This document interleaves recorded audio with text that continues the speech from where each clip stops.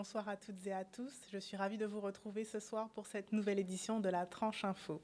Nous sommes le vendredi 2 février et tout de suite nous partons pour une demi-heure de JT.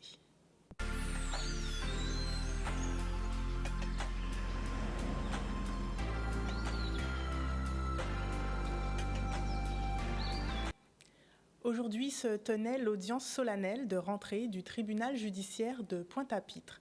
À cette occasion, la procureure de la République a dressé le bilan de l'année 2023 et les perspectives de 2024. Drogue, armes à feu, vol et homicide, Caroline Calbault est revenue sur les chiffres enregistrés l'année dernière et les mesures à venir en réponse à la délinquance fortement présente sur le territoire, au micro de Solène Fèvre. Sur le bilan de 2023, d'abord sur la délinquance, on peut constater donc une stagnation finalement des atteintes aux biens, mais la proportion des vols avec armes dans ces atteintes aux biens est particulièrement importante et a beaucoup augmenté. Un exemple, c'est dans la zone pointoise, on a une augmentation de 44% des vols avec armes. Donc ça, c'est un phénomène quand même majeur. Outre, effectivement, avec la circulation des armes, une augmentation des homicides, puisqu'on décompte 39 victimes d'homicides cette année, dont plus de 50% par arme à feu. Sur les stupéfiants, je dirais qu'il y a deux choses. D'abord, il y a les gros trafics internationaux de cocaïne pour lequel la Guadeloupe est finalement un espace de rebond. C'est le cas par exemple sur les mules, donc des hommes qui sont interpellés notamment à l'aéroport et qui ont ingéré jusqu'à, je vous dis, ça peut être jusqu'à 1,8 kg de cocaïne quand même en eux. Et donc ça, c'est une vraie difficulté parce qu'on a eu une grosse augmentation en 2023 avec 27 mules qui ont été interpellées, en indiquant que les douanes avaient, je crois, saisi 220 kg de stupéfiants, dont 142 kg de cocaïne. Donc ça, c'est les chiffres communiqués par les douanes. Mais après, c'est vrai que nous, j'ai pas la vision globale de tout ce qui a été saisi, mais rien que la dernière prise avec 366 kg sur les plages de Guadeloupe, c'est un niveau, on est vraiment à un niveau très très important de cocaïne. Il y a effectivement la problématique de surpopulation du centre pénitentiaire de Bémao sur lequel nous sommes en train d'essayer de réfléchir pour trouver des solutions parce que les conditions de détention forcément se dégradent, mais l'activité de la permanence ne permet pas toujours d'éviter l'incarcération. Les juges d'application des peines font un gros travail avec évidemment l'accord du parquet ou avec les réquisitions du parquet pour essayer d'aménager au maximum les peines d'emprisonnement et notamment sous bracelet électronique ou en placement extérieur. Dans la France entière, la colère des agriculteurs ne faiblit pas et leur mobilisation commence à payer. En réponse à la crise du monde agricole, le Premier ministre Gabriel Attal a présenté de nouvelles mesures ce jeudi 1er février. En plus de vouloir inscrire l'objectif de souveraineté alimentaire dans la loi ou de renforcer la loi Egalim pour protéger la rémunération des agriculteurs, Gabriel Attal a annoncé mettre en pause le plan Écophyto qui vise à réduire de 50% l'utilisation des pesticides d'ici 2030. Une mesure qui a fait grincer des dents les écologistes. Les ONG de défense de l'environnement dénoncent un signal désastreux. Pour Julien Bayou, député écologiste, plus il y a de pesticides, plus il y a de cancer de la prostate chez les agriculteurs, plus il y a de maladies de Parkinson et plus les nappes phréatiques en eau profonde sont polluées, a-t-il déclaré au micro de France Info. Michel Depape est allé interviewer les passants à Bémao. Bon, maman, c'est ça, l'agriculture, il faut ça naturel. Donc, on ne peut pas rien mettre dans la pompe qui est l'agriculture. Hein. C'est ça qu'on pense. Hein. Si naturel, c'est agriculture. Sinon, il n'est pas naturel. Si il n'est pas naturel. C'est inacceptable de nos jours. Vraiment inacceptable de nos jours. Si on regarde à l'heure d'aujourd'hui, nos parents, avec le chlordécone, qu'est-ce qui se passe? On perd nos grands-parents, on perd nos enfants, nos proches. Mais c'est inacceptable, vraiment inacceptable à l'heure d'aujourd'hui. Je pense qu'il faut certainement mettre un petit peu d'ordre dans tout ça pour pouvoir harmoniser et puis revoir peut-être les normes européennes pour que ce soit la même législation pour tout le monde. La chance que j'ai, c'est que j'habite en Guadeloupe. Même si on dit que le terrain est pollué, mais on peut imiter nos grands-parents et profiter de notre héritage naturel de planter devant notre porte. Le système est corrompu, on s'est retrouvé dans un engrenage où on doit continuellement suivre le fonctionnement français. J'ai rien contre, il y a des choses qui sont très bien et il y a des choses aussi qui sont à revoir. Mais dans ce genre de situation, on doit se ressaisir et se prendre en main. On veut vraiment nous tuer en France, en fait. On nous empoisonne et on veut nous tuer. De toute façon, nous sommes déjà morts. Avec tout ce qu'on bouffe, nous sommes déjà morts. Donc, rip à tout le monde. Je préfère ne pas répondre. Pourquoi?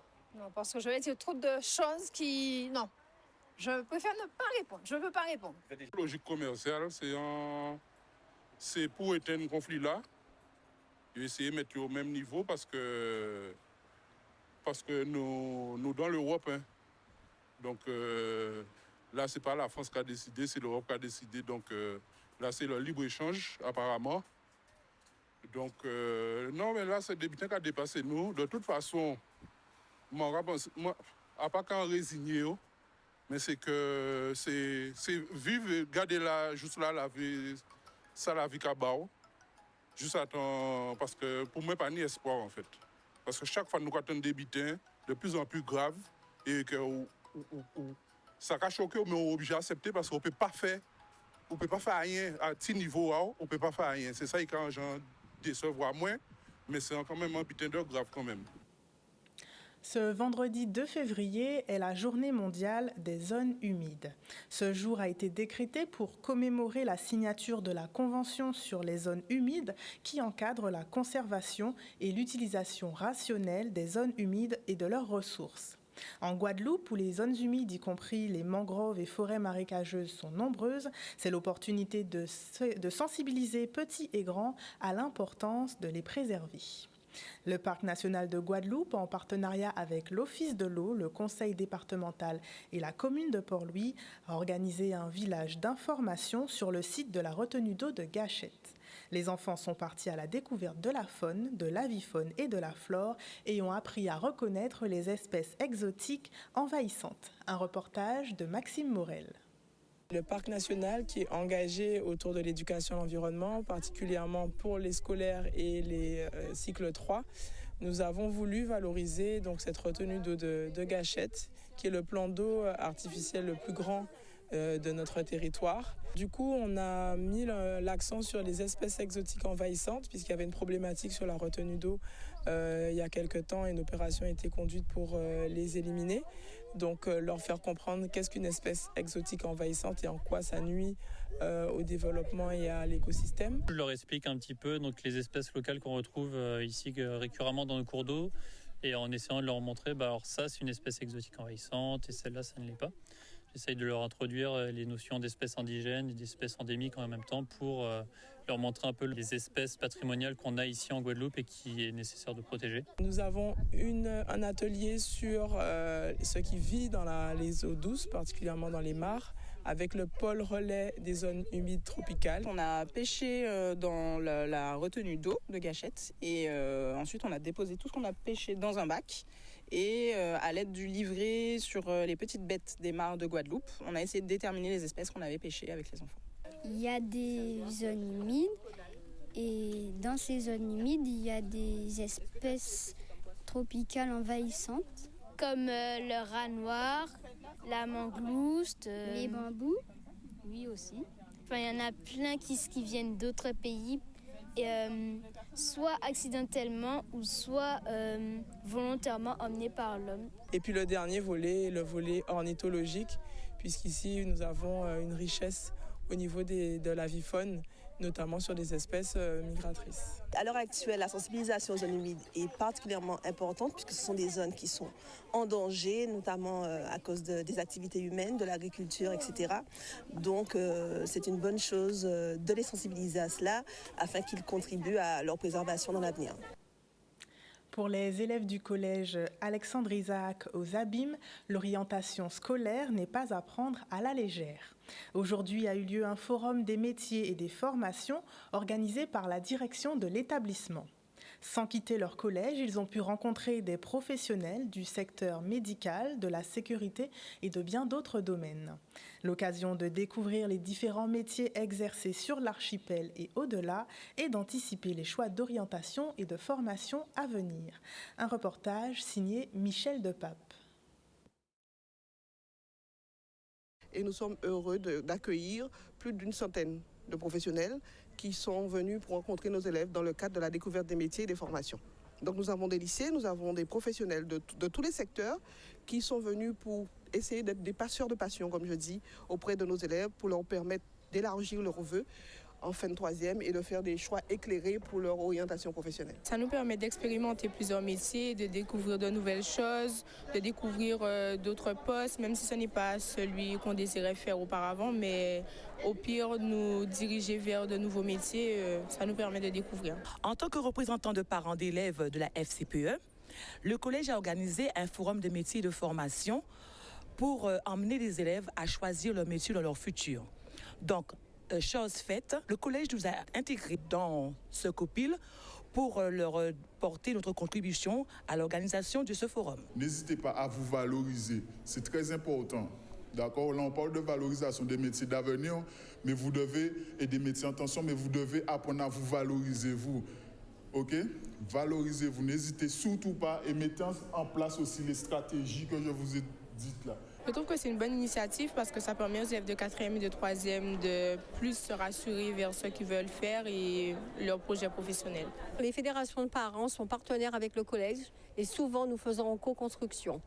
Donc ce qui veut dire que les manifestations qui vont toucher les enfants et les parents, nous sommes partenaires du collège et nous donnons, nous aidons et nous participons à l'ensemble des tâches qu'il faut faire pour réaliser cette manifestation et qu'elle se déroule au mieux. Alors les élèves sont parfois curieux et découvrent en fait ce type de métier en Guadeloupe. Donc c'est une très belle opportunité pour nous de pouvoir en parler aujourd'hui, par exemple dans des journées comme ça, de pouvoir dire qu'il y a vraiment des débouchés en Guadeloupe sur des métiers de la nature, sur des métiers de la protection de l'environnement, sur la valorisation du territoire au sens large, puisqu'on accompagne aussi certains acteurs en aidant leurs projets. Donc voilà, même si c'est très rapide, du coup ça permet des fois d'éveiller un peu la curiosité et que la personne qui est intéressée, peut-être que l'année d'après va demander un stage chez nous et pourra découvrir plus, pourra découvrir les sites. Aujourd'hui se sont achevées les Journées du monde économique au CWTC de Jarry. Organisées par l'Assemblée régionale des commissaires aux comptes et le Conseil régional de l'Ordre des experts comptables, ces 2 journées ont permis aux entreprises et aux associations d'obtenir des réponses et des solutions pour développer leur activité en découvrant les enjeux et opportunités numériques. Un reportage de Maxime Morel. Il faut savoir en fait que ce sont 2 manifestations phares en fait de l'Ordre des experts comptables et la Compagnie régionale des commissaires aux comptes qui ont été remplacées par une seule et unique manifestation qu'on a décidé d'appeler les Journées du monde économique, où nous avons une première journée dédiée au secteur marchand, donc c'est-à-dire les entreprises privées, et une seconde journée dédiée au secteur non marchand, à savoir essentiellement les associations, pour pouvoir apporter en fait aux chefs d'entreprise, mais également aux dirigeants d'associations, toute une palette d'outils en fait pour faire fonctionner leur organisation. Ne serait-ce qu'à travers mon service, par exemple, nous mettons en avant l'utilisation d'outils comme des aides régionales dédiées à l'investissement ou au démarrage d'activités.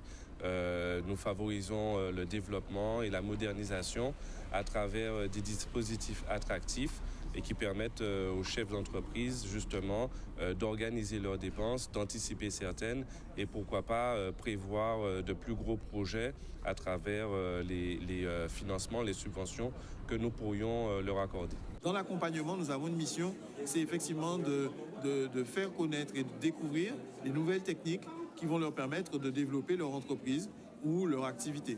L'idée en fait, c'est que autour des tables rondes qu'on a organisées, il y aura toute une série d'informations qui seront communiquées à ces chefs d'entreprise, notamment sur des thèmes, la fiscalité, l'organisation, les procédures de contrôle interne, mais également tout ce qui est notre fil conducteur cette année, c'est vraiment le digital, le numérique. Donc nous aurons également des tables rondes dédiées au numérique en fait. La crise Covid nous a montré que les entreprises qui n'étaient pas au fait du numérique ont souffert assez fortement. Et on se rend compte que c'est le DRFIP qui le disait, qu'à marche forcée, tout maintenant est dématérialisé. Et de toutes les manières, tout sera de plus en plus dématérialisé. Donc maintenant, la question n'est plus de savoir si on y va, si on n'y va pas, c'est comment on y va et quelle est la cadence. C'est capital d'être à l'ère du numérique puisque c'est ce qui a permis à nombre de nos entreprises pendant la pandémie de se développer, de continuer à avoir une activité. Et aujourd'hui, elles sont entrées dans ce nouveau monde. Mais par contre, il y a les outils qui arrivent, notamment l'intelligence artificielle, qui vont leur permettre de mieux utiliser donc, ces technologies et donc de pouvoir effectivement continuer le développement en maîtrisant ces outils qui sont parfois assez complexes. Donc le rôle des experts comptables, c'est effectivement de les accompagner, de leur donner effectivement, de leur tenir la main autant que de nécessaire pour qu'ils aillent effectivement chercher tous les moyens financiers ou autres qui leur permettront de mettre cela en œuvre. Février, connu comme le Black History Month, en français le mois de l'histoire noire, est aussi pour l'association guadeloupéenne Racine l'occasion de faire connaître l'Afrique et sa diaspora. Durant l'événement organisé, intitulé Le mois de l'Afrique en Guadeloupe. Donc nous sommes à la 15e édition de cet événement, de ce mois de l'Afrique, et ce soir nous recevons Tafari Tyrolien, membre de l'association Racine. Bonsoir. Bonsoir Tafari et bienvenue. Merci. Alors vous êtes venu nous parler aujourd'hui de ce mois de l'Afrique et du programme qui y sera consacré. Qu'est-ce que le mois de l'Afrique et quelle est la volonté justement derrière ce grand événement qui rassemblera de nombreux invités, certains surprises. À quoi on doit s'attendre pendant ce mois de l'Afrique ? Depuis sa création en 2004, le mois de l'Afrique a l'intention, en tout cas, de présenter l'histoire de l'Afrique, l'histoire qu'on ne nous raconte pas. Voilà, puisque étant dans un territoire massivement peuplé d'afro-descendants, on n'a pas accès à cette partie de notre histoire.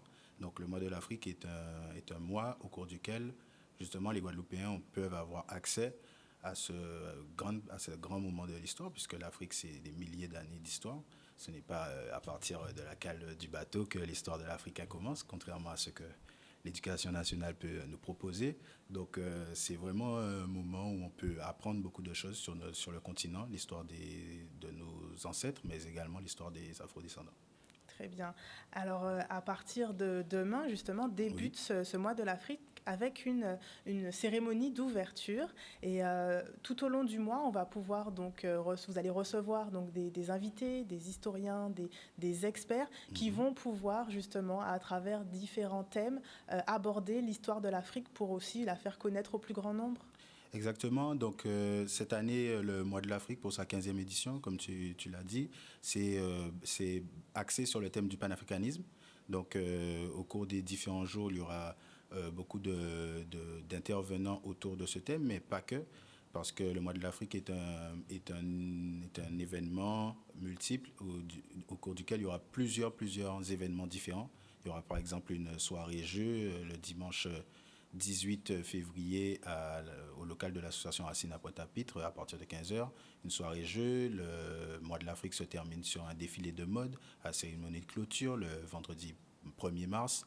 Donc, il y a différents types de manifestations qui passent de l'atelier de formation, beaucoup de conférences. Il y a donc les défilés de mode, des soirées-jeux. Donc, c'est vraiment multiple.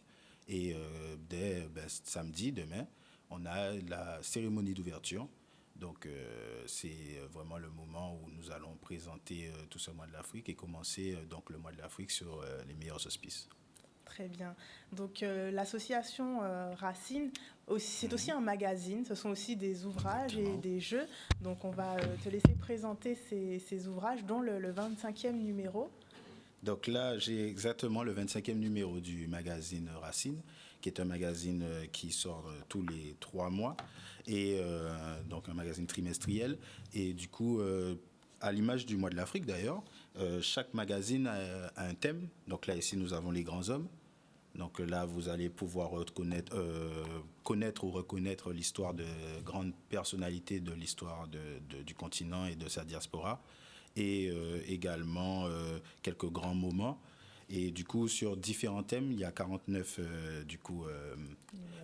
numéros. Vous avez différents thèmes qui sont abordés, qui sont développé de manière courte et concise, mais c'est aussi une invitation à l'approfondissement, c'est-à-dire que la personne qui va peut-être lire sur cet ouvrage-là une petite biographie de Malcolm X, bien sûr, c'est pour inciter à aller apprendre plus, puisqu'en quelques pages, on ne peut pas résumer l'action d'un homme comme Malcolm X ou un homme comme Guy Tyrolien. Et nous avons également des jeux. Donc le jeu ici de 7 familles du monde noir, qui est un jeu à l'image du 7 familles classique où on demande des familles et puis on reçoit lorsqu'on répond à une bonne question. Mais là, c'est une manière ludique en fait d'apprendre autour de notre histoire, donc de l'histoire de notre continent et de ses descendants. Très bien. Donc une avant-dernière question, où est-ce qu'on peut retrouver le programme du mois de l'Afrique?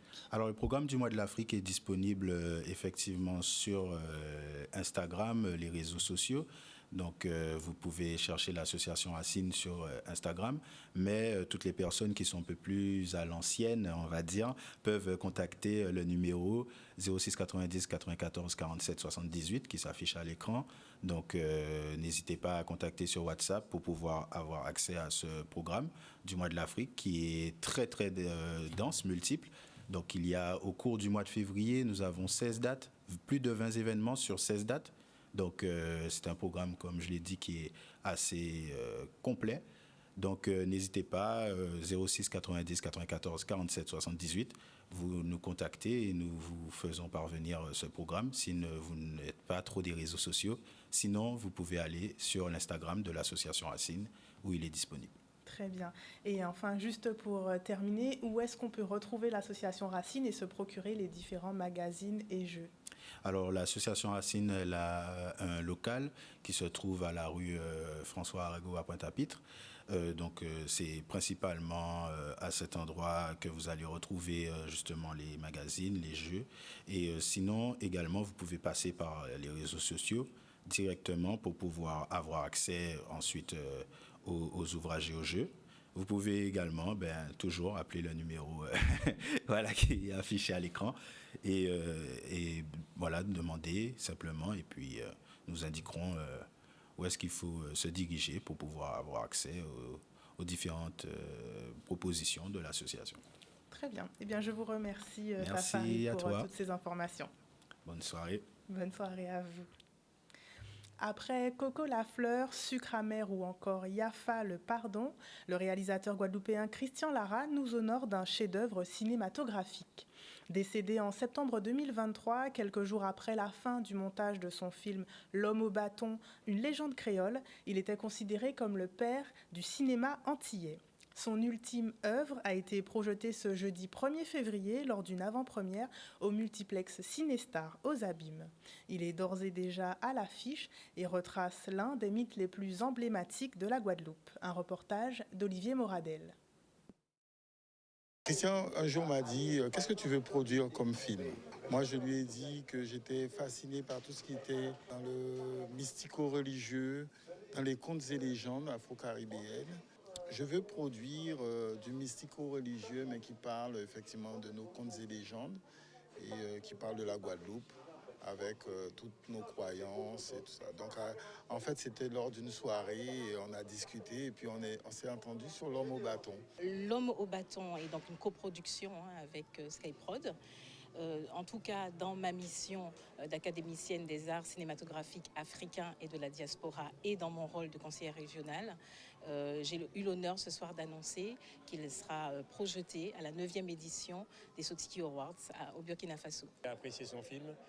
J'ai osé mettre sa casquette de façon à le rendre présent parmi nous. Mais heureux d'être là pour présenter le dernier film de Christian et malheureux à la fois qu'il soit si absent. Christian nous laisse une œuvre magnifique. Christian a rempli sa mission de metteur en scène guadeloupéen engagé.